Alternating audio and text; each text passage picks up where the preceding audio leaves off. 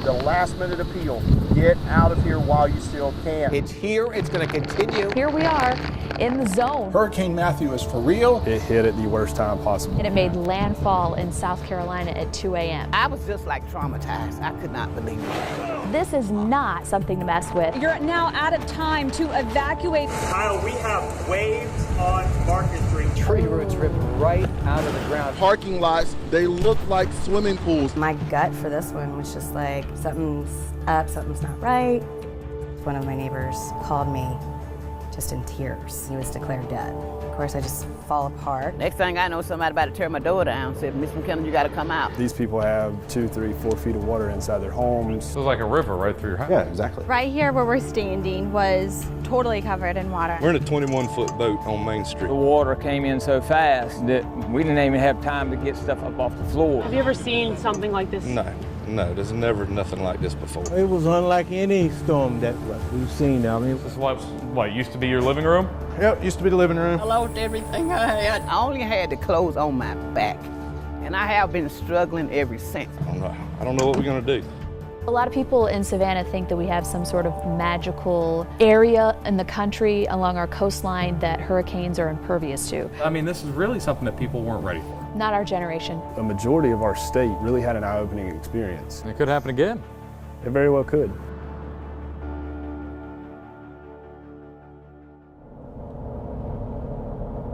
So say we're about 15 or so miles from the South Carolina-Georgia line. We're here on I-95. We're headed south. We're headed to Savannah, the first stop on our trip to retrace the path of Hurricane Matthew.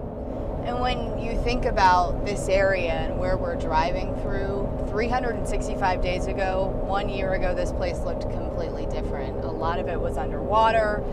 Wind damage was all over the place. And while it's cleaned up, they still have a long way to go. Well, what I think is really telling is some of the places we're going to see over the next few days on this trip are places that might be dry now, but they're still not recovered. Yeah, and I think it's easy to forget about these storms when they pass in the months after. The cameras leave, the stories move on to something else, but these people are still really hurting.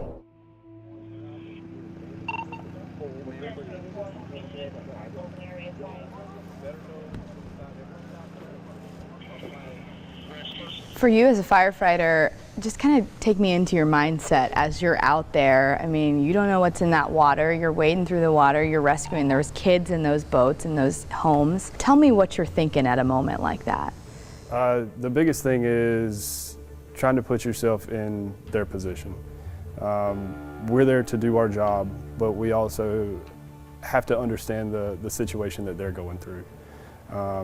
These people have 2, 3, 4 feet of water inside their homes. They're seeing things that they worked many years to accomplish being destroyed right in front of them. Did you guys learn anything from Hurricane Matthew? I believe not only our city, our county, but a majority of our state really had an eye-opening experience. I think it was a lot of people that had the attitude of this won't happen. It's never happened since I've been here. It's not going to happen. And now they see that it can happen. So like I said, It could happen again. It very well could.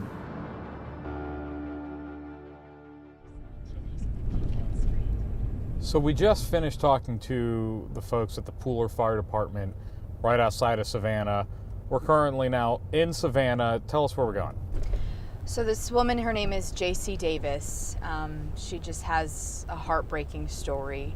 Her husband died last year, a year ago, after Hurricane Matthew.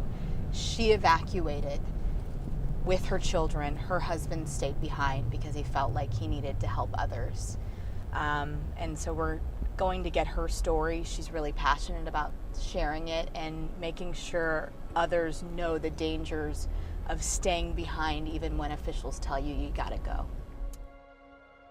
Why? I just woke up. It's like the storm's hurt. My gut for this one was just like, something's up, something's not right.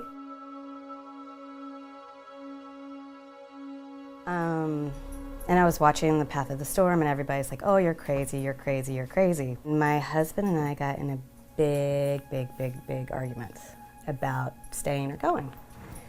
And I was like, we need to go. I grew up in hurricane country. I know what this is like. I can feel it in the air.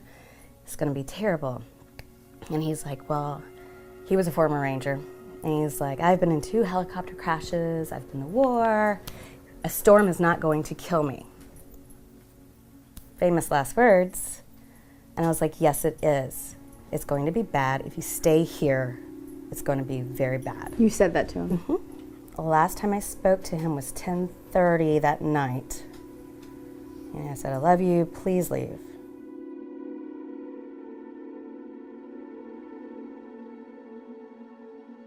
My neighbor goes, oh God, we gotta call you back. And of course, I'm having all sorts of scenarios going on in my head. One of my neighbors called me just in tears. And he couldn't even talk to me. And he handed the phone to my other neighbor. They're like, Jeff is inside. There is a tree on your house. I'm like, is he alive or dead? And they're like, we don't know. We can't get to him. Did your gut tell you anything? Oh at that yeah, moment? I mean, I like collapsed on the floor.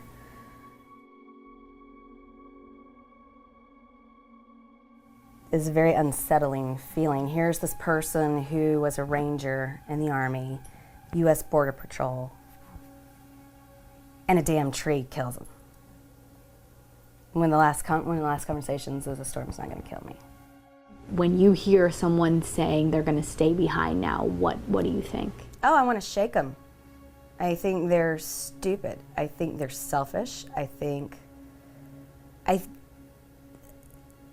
They're dumb, you know, and I tell them, I'm like, I hope you have a will, because my husband didn't. If you take a look at the video from this spot right here that we're walking on, it's shocking. This is President Street here in Savannah. Our sister station WTOC shot video, and the whole street, basically from where we're standing down, is underwater. The problem is, at the end of President Street, over by the overpass, there's a homeless camp. And a lot of those people, because of the rising waters, were forced to take what they could and walk through this water. And to watch those images is pretty shocking. Yeah, especially that image of a woman. We don't know if she's homeless or not, but it's still startling to see this woman wading through chest-high water and people standing on the other side waiting on her to make it out to see whether or not she's going to be safe. Exactly.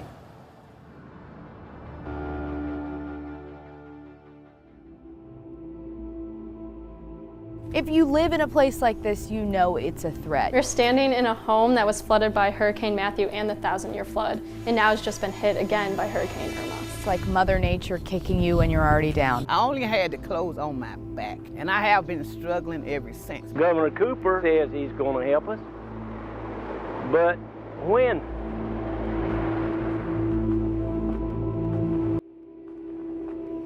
Long day yesterday. We drove from Charlotte down to Savannah. Last night we drove up here to Charleston. The good news is we got to wake up this morning here in the Battery in Charleston. And this is about as Charleston as you get, this location. It's gorgeous, it's postcard looking, but just last month with Hurricane Irma, it looked completely different with the waves crashing over this wall.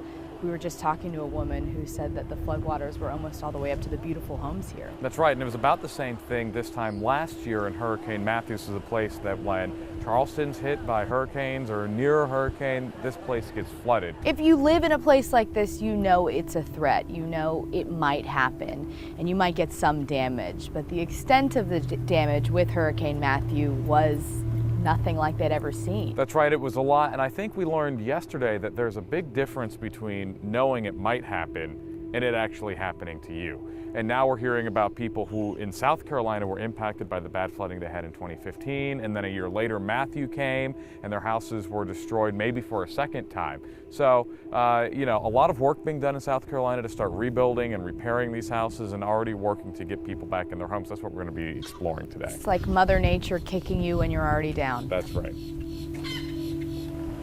The gusts are coming in so strong right now. Kyle, we have waves on Market Street. Conditions continue to worsen. If you think it's been bad, it's going to get worse. So much flooding right here behind me. We got a direct hit from Hurricane Matthew. We're just outside of Charleston. These houses seem like any other neighborhood, but this actually has been hit real hard by Hurricane Matthew. It has, and it's hard to believe that it was hit so hard because it's not necessarily that close to the water, but that didn't matter here. So Sarah, tell us where we're standing right now. We're standing in a home that was flooded by Hurricane Matthew and the 1,000-year flood, and now has just been hit again by Hurricane Irma. What is that like for you to hear these people going through it over and over again? It's really devastating because we came in and did so much work, and now we actually have to redo some of the work that we've done. I think it's hard for the families that we're helping because we're helping normally the poorer community, so they don't actually have those resources. Do you know how to chalk? That whole back room needs to be chalk lined. These people have no hope left, and we have over 100 families right now that are still suffering damage, water flowing in their homes every time there's a rainstorm, and just living in horrible, sad conditions. How long is it going to take to completely rebuild these people's lives? It's going to take, this is a long-term recovery. It'll take months and years for some of these people.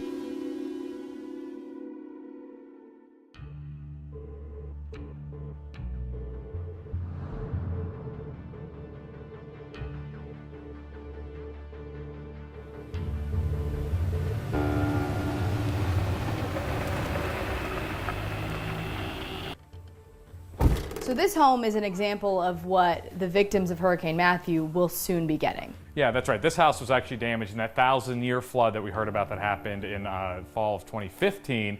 But same program, same concept. These folks had to apply for disaster recovery funds through the state. A contractor came out and they're getting a whole new home. Home is everything, and just having a home like this that you can trust, and you don't have to worry about your kids getting sick, you don't have to worry about there being termites. That's everything to a family. Yeah, it absolutely is, which is why it's important that, you know, and really remarkable that South Carolina was able to start this process, to take the applications, to go out and visit them, to go approve them and start building. You know, this home being built less than 2 years after the flooding of 15. The Matthew homes are going to start being built right at about the 1 year mark here in South Carolina. That is not happening in North Carolina. We are the South Carolina Disaster Recovery Office. Our mission is to conduct the long-term housing recovery. So you all have moved tremendously quickly to start getting, specifically with Hurricane Matthew. I mean, you guys are ready to start swinging hammers on homes any week now, right? That's right. For Hurricane Matthew, which happened a year later, probably by, I would say by mid to late October, we'll turn over 10 homes. By mid to late October? Right. So less, now, like right at a year, That's basically. right, that's right. We would be the fastest, we're the fastest anywhere the nation, period, hands down, end of report. You guys are already rebuilding houses for people impacted by Matthew. North Carolina hasn't even taken an application. What are you guys doing that's so much faster than the folks one state up? I hate to use the excuse of Hurricane Joaquin and the severe storm flood of 2015, but 2015 taught us a great deal about what we needed to do and how we could take this time from disaster to recovery and shrink it. And it's really just cutting out red tape. Everywhere we can. And we're in one long continuous improvement loop. Because these folks in the homes don't care about your No. What they want to know, they don't care about any of the bureaucracy. What they want to know is, when can you put me back in a safe, sanitary, and secure home? After that conversation, what is the big takeaway that you found is the difference between North Carolina and South Carolina when it comes to disaster response? Well, I mean, the first thing is that they're just incredibly faster in South Carolina in getting people back in homes. And it's interesting, you know, we just asked the man in charge of disaster recovery for the state of South Carolina, what is your priority? And he said, we don't focus on infrastructure, we don't focus on economic development. All we are concerned about is putting people back in homes. And you can really see the difference.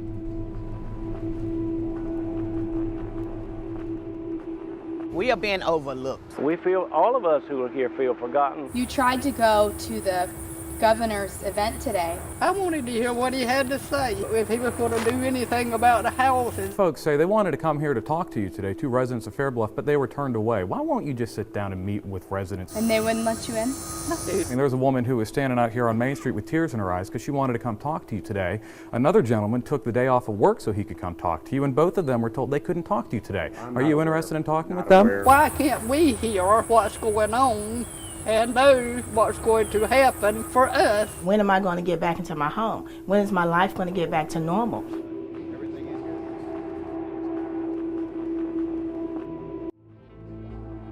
You always think this is the kind of stuff you only see on TV. Hurricane Matthew pummeled the town of Fairbluff. Roads look more like rivers. We're in a 21-foot boat on Main Street. Have you ever seen something like this? No, there's never nothing like this before. I don't know what we're going to do. Maybe it'll go down and we'll start over, I reckon. It's our town. We were in South Carolina. We've continued north to North Carolina, and now we are here on the Lumber River. We're in the town of Fairbluff along the Riverwalk here, and really this river wreaked havoc on this tiny little town just over the South Carolina border in Columbus County. It's beautiful when you look at it now, but the water is still pretty high from the rain they had from Hurricane Irma. But imagine this times 10, and that's what they were dealing with this time last year.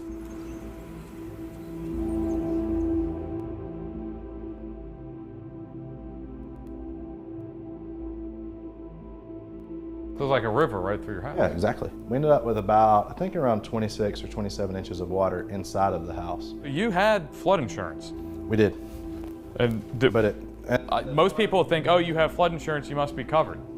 Yeah, we didn't have, our policy was not a total flood policy. We were only insured for a certain amount. You're paying to live in a house you can't live in. Yeah, exactly. And a year later, I mean, functionally nothing has changed from right after the storm. Exactly.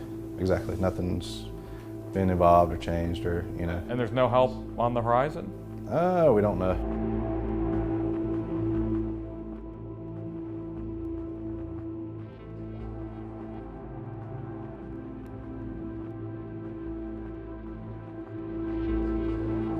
All of these merchants, everybody here has gotten no help. Nobody has helped these people. All of us who are here feel forgotten, and a lot of them, I'm mad because nobody wants to help. Governor Cooper says he's going to help us, and our elected officials say we're going to help you. But when? We're here at a school in Fairbluff where Governor Roy Cooper is going to be visiting in about half an hour. He's visiting to tout and look at the recovery efforts, the cleanup process from Hurricane Matthew. We've been in Fairbluff all morning, and we've heard from a lot of residents who say they wanted to come to this event to tell the governor that they're really unhappy with the way the cleanup process has been going. They say they don't know when they're going to be helped. We've talked to probably at least a half dozen people like that today. So we're going to go inside and we're going to ask these questions. We have been asking for about a week now to do an interview with the governor's coordinator who's supposed to be coordinating Hurricane Matthew relief, but they never got back to us and we haven't had a chance to ask their questions, so we're going to go inside and put them to the governor instead. Hey everybody.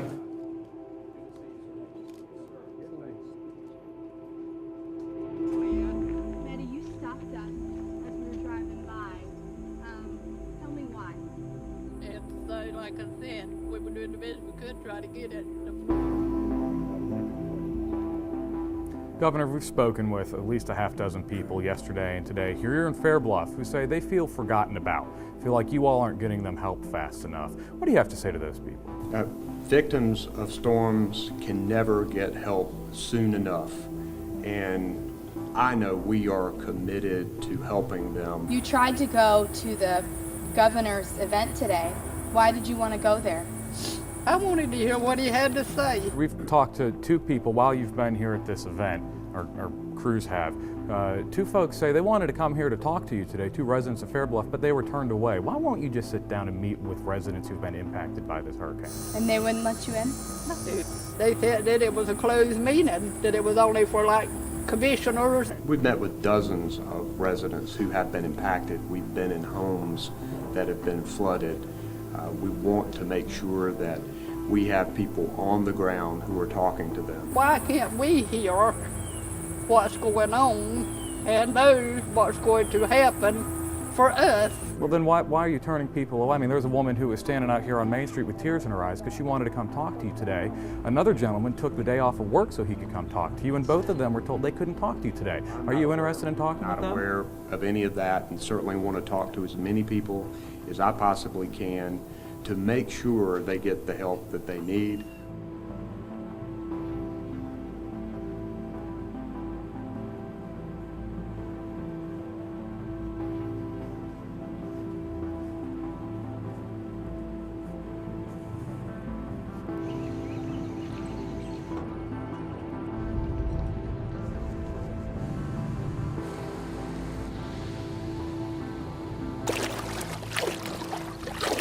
We are being overlooked. You feel like you've been forgotten? Yes, we have been forgotten. How much need is there still here in Lumberton after Hurricane Matthew?